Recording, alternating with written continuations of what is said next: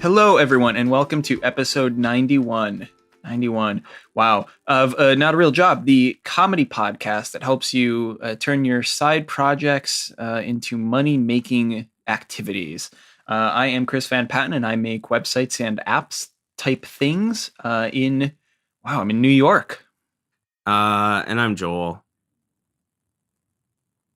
That's really sad. Yeah. Well, I bought a house the other day. I saw it was very, what's the word? Yellow. It's very yellow. It's the yellow house. Everyone knows the yellow house. It's a thing that everyone talks about. If you know the West End of Halifax, you know the yellow house, and that's the one that we bought. So naturally, you couldn't just go out. You, Joel Kelly, could not just go out and buy any house. You have to buy the house that is bright and beautiful. Well, I have a like reputation. Yourself. Yeah, I'm the biggest, most beautiful person in Halifax, so I had to go out and buy the biggest, most beautiful house in Halifax. I think. Well, I mean, is it bigger on the inside?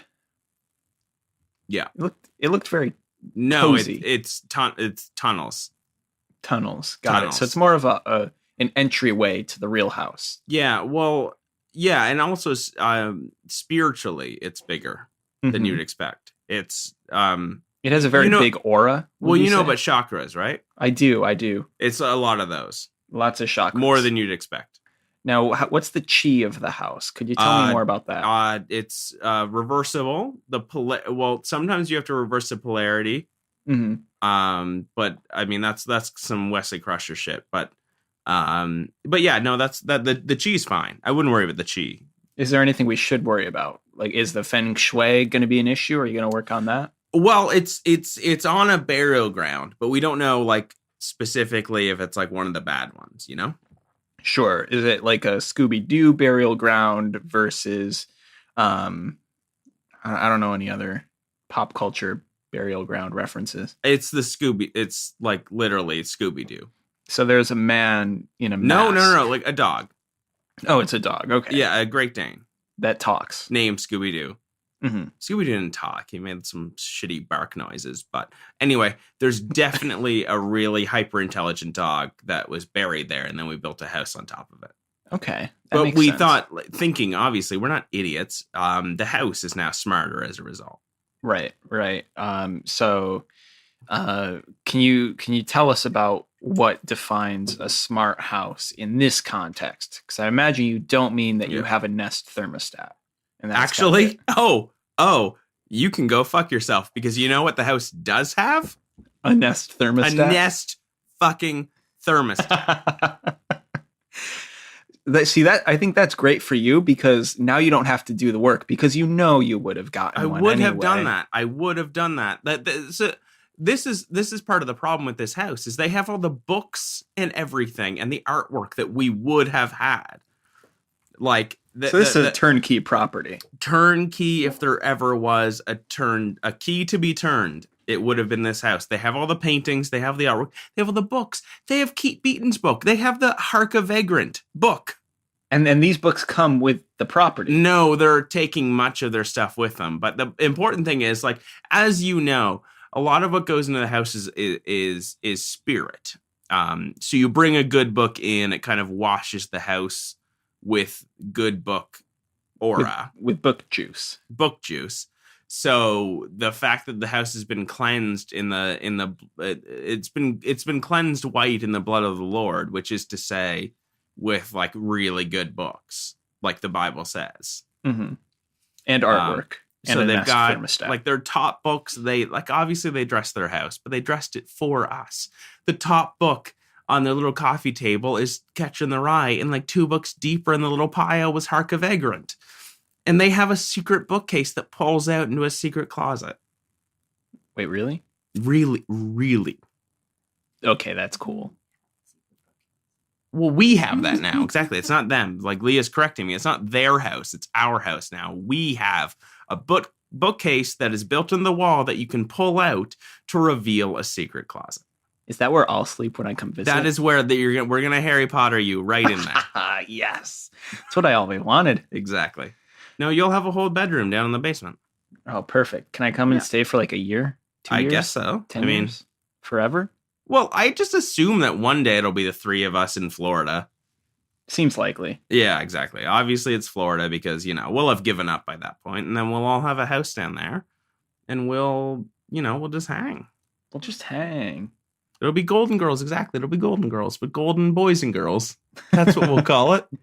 I want to be, I would say that I'm a Dorothy type. I'm going to be whichever one is still alive.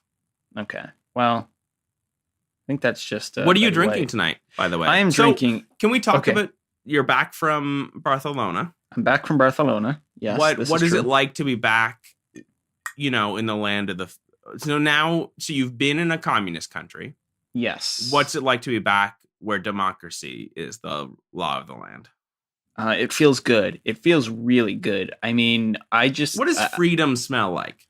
Freedom smells like French fries. Like French fries. Freedom fries. Freedom fries. Yeah. Sorry. Not to be normative, but yeah. Yeah. It's good to be back. I mean, I stepped off the plane. I started bleeding red, white, and blue again. Which you started bleeding already? Red, white, and blue, specifically. Like out of your is this the butt disease again? No, not that. That has calmed. That force has been quelled. The tide is lifted. The tide is lifted, indeed. Okay, so you've begun bleeding again, but red, white, and blue. So we know that that's fine. These colors don't run. Those colors, well, they run like the runs, but like in the good way. Yeah. You've kissed an eagle, obviously, as you do. Well, you kiss the eagle, and then you have to kill it with your bare hands and eat it. You pledged your allegiance to Barack Hussein Obama. I did. Yeah. As one does. And well, I won't say, but anyway. Okay, so that's good, but okay. Here's the real question. Mm-hmm. Hit me, I'm ready. You gave up your citizenship to go to Europe, correct? That actually, point of contention, I did not do that. So So why is it, do you think, that Americans don't leave America ever? And why do you think it is that you were able to be the first American to ever get to see the rest of the world? Well, here's what it is. We don't leave America because it's the greatest country in the world. Obviously, it's the greatest country. I'm not saying it's not. What I'm saying is that I was sent out into the world just to confirm that, with some hard evidence and some science and some facts. It was really a fact-finding mission to verify the veracity of this claim that America is the greatest country. And you realize America has the best food, the best culture, and the best language. I am happy to report that everything that we hold true is 100% accurate. It's science. It's confirmed fact. Southern Baptists are the best at religion. Mm-hmm. This is true. I've confirmed this. And the Spanish, well, let's face it, Europe doesn't know Jesus from a hole in the ground. That's very true. They have a lot of churches there, but they don't seem to be used. So yeah, I think that's a big make or break. They're mostly decorative over there. It does seem to be that way. In all honesty, it is interesting. You go into some of these old churches and you're like, do these ever actually get used? Mm-hmm. Has Jesus ever been here? Has he frequented this establishment? Probably and I think not. In many cases, no. The answer is no. No, because he's up in heaven. He's tired. Yeah. And when he does come to visit, he wants to come visit people he really likes. So he comes to America. Is America. Yeah. Exactly. Of course. For sure. Okay. What are you drinking tonight? I am drinking all of that. And I'm drinking an imported Canadian Pilsner. It's called a Labatt Blue Light. You are not drinking Labatt. I am. Are you really? I really am. I'm drinking a Blue Light. What happened? It was that or a Michelob Ultra. Oh, well, that's... I chose right. I've never read Sophie's Choice, but, That's what it was like. Yeah. This is all I'm upstate with my parents. Communicate this to Leah. Chris is drinking a Labatt Blue Light. Oh my God, are you in New Brunswick? Are you in New Brunswick? Oh, if only. If only. No, I'm home. He's upstate New York, which is effectively the same thing. Yeah, it basically is. It's like Canada Light up here. It's Canada Light. It's Upper Montana, as my Bim Bam would say. Yes. So one of the secret states. Indeed. One of the ones that we don't like to talk about. Yeah. So yeah, this is all we had in the house, and I didn't feel like going to get anything else. So No, that's fair. Okay. Well, that's interesting that they drink Labatt down in America. yes. Yeah, I mean, light. Well, that's I don't know if you know this about me, Christopher, but I'm really into advertising. Mhm.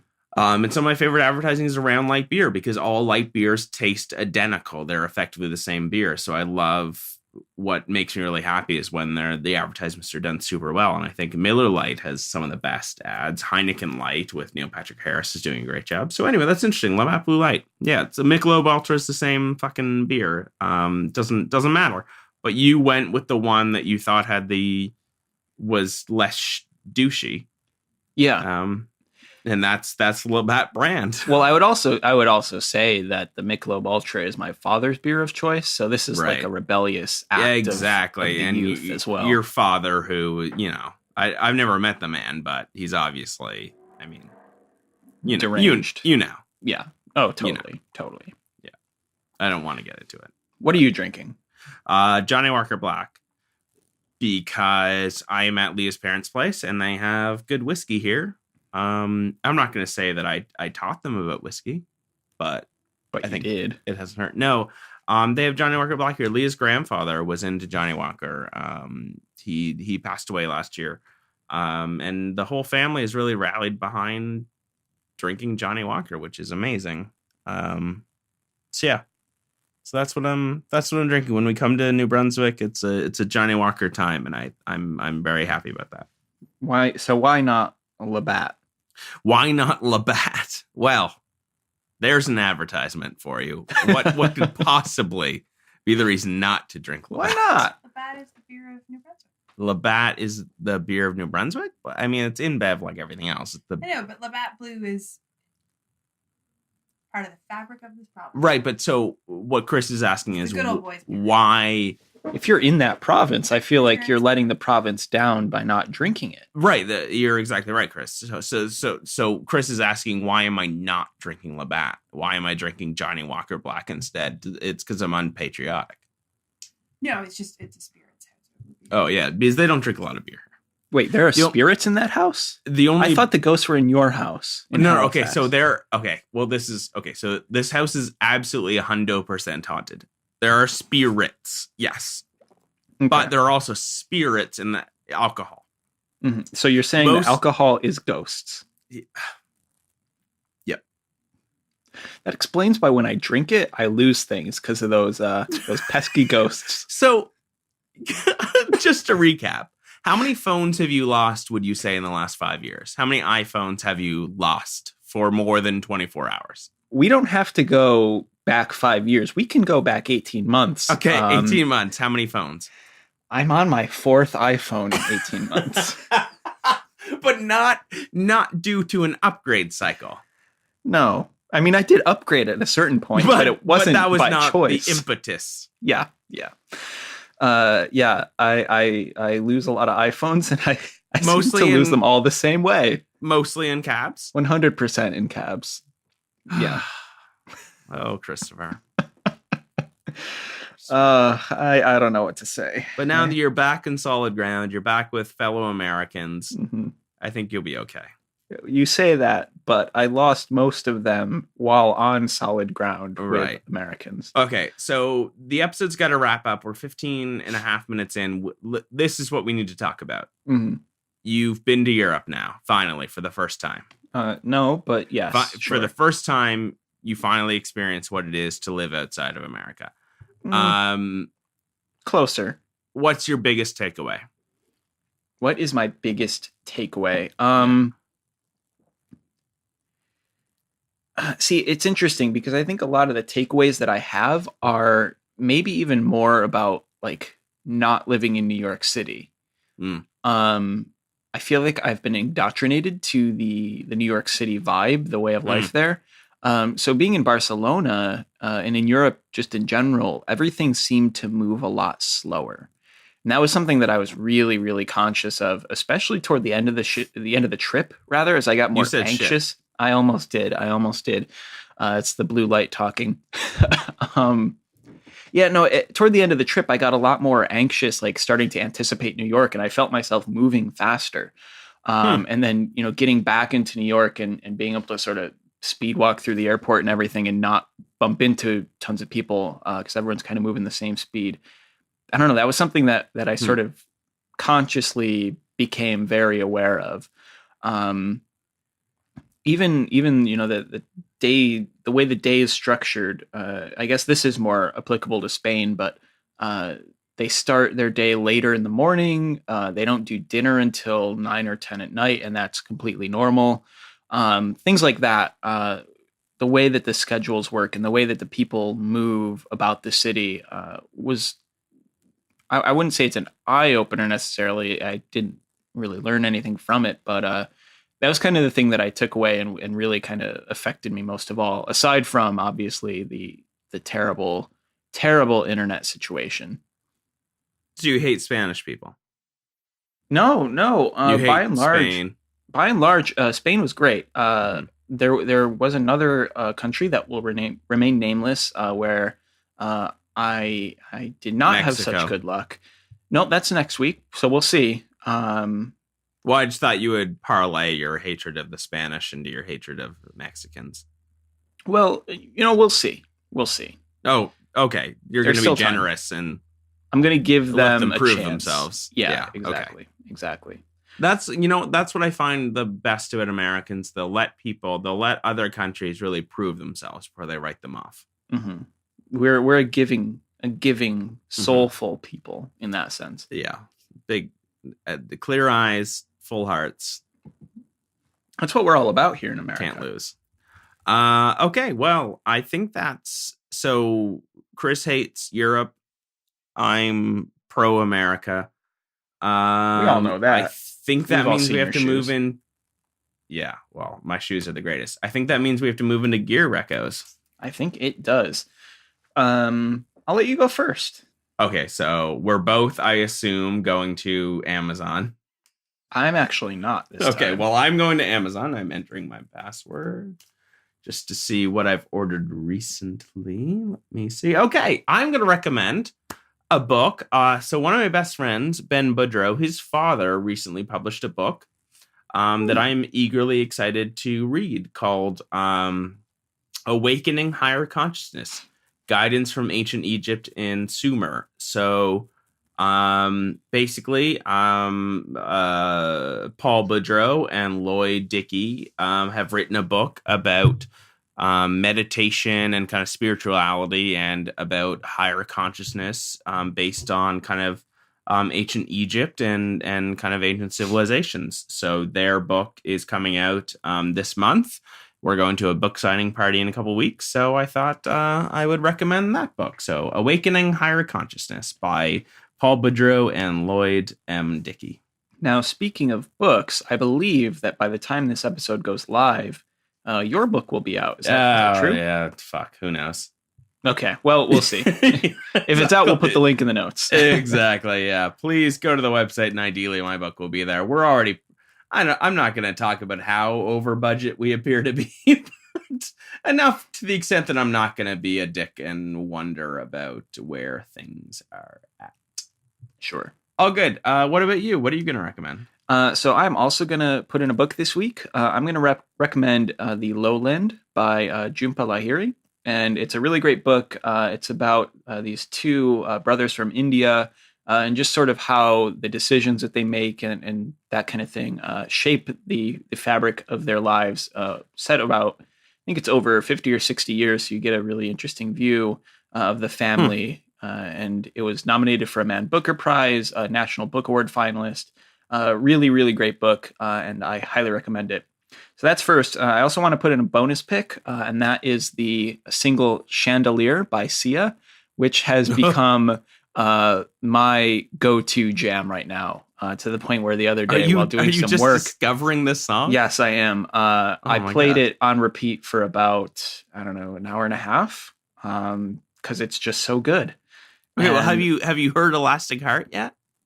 I have, but I'm really only focused on this one song. Okay, well, Elastic Heart is my favorite song off that album. And of course, the video is one of the greatest music videos ever. So, I mean, I don't see how it can compete with Chandelier. All right, well, is just spectacular. Watch the video for Elastic Heart, and I'll get back to you on that.